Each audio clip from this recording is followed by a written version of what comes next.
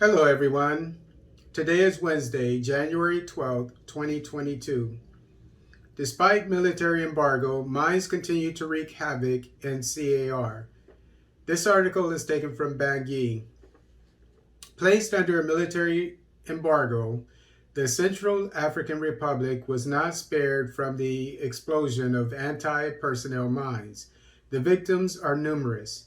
These mines have already claimed many victims in the localities of the west and the north of the country, and they make daily life very perilous, as these inhabitants explain to us.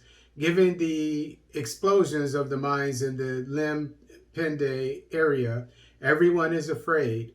We are afraid to take our goods to go and sell, even the soldiers who are sent here to secure us. There are some who pass over these mines. Motorcycle, taxis, everyone is afraid to go about their business, said one of them. You know that this zone is very rich zone. We have a very important cattle herd and agriculture is very expensive in this region, says this other inhabitant.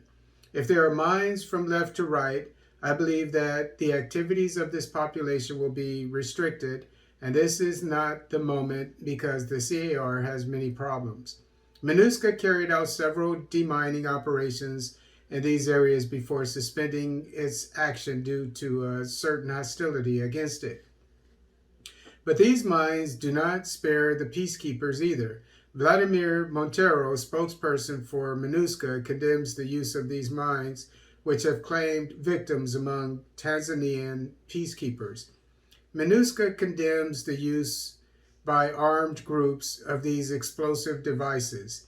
They are explosive devices which have left the civilian population dead and injured, and this is the third time that the peacekeepers of MINUSCA have been victims of the devices used by armed groups.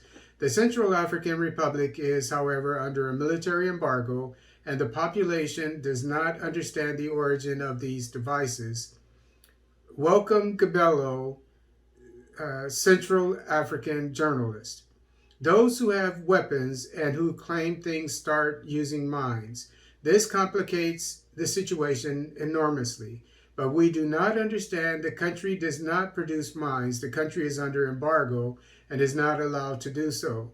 But the rebels continue to have them.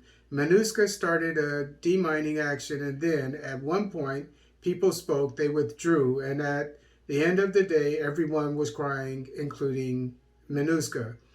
The UN Secretary General Antonio Guterres has expressed concern at the use of these mines, but the armed groups ravaging the country continue to use them because they are an easy and inexpensive weapon of protection. Even so, the first victims are the civilian populations.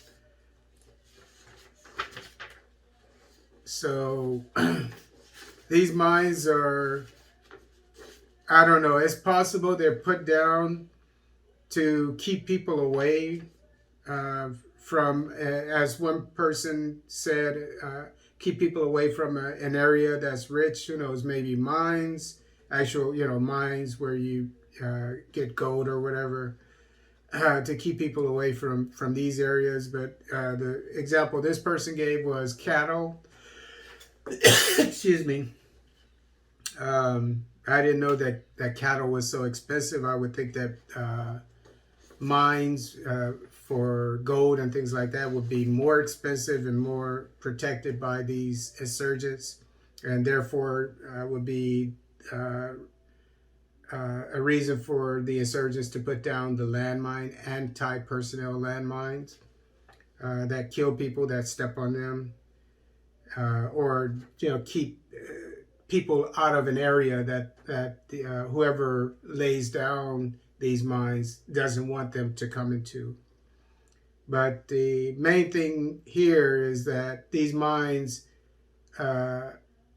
it's not known, obviously, by the government, and in this case, the UN mission there in CAR, where these mines are coming from, because there's an arms embargo on the CAR, so they're not delivered there legally. So they're delivered there illegally. So it would be nice to know who's supplying the insurgency with these, with this materiel, and whoever's whatever. If they're supplying them with this material, the landmines, then they're obviously supplying them with the weapons as well.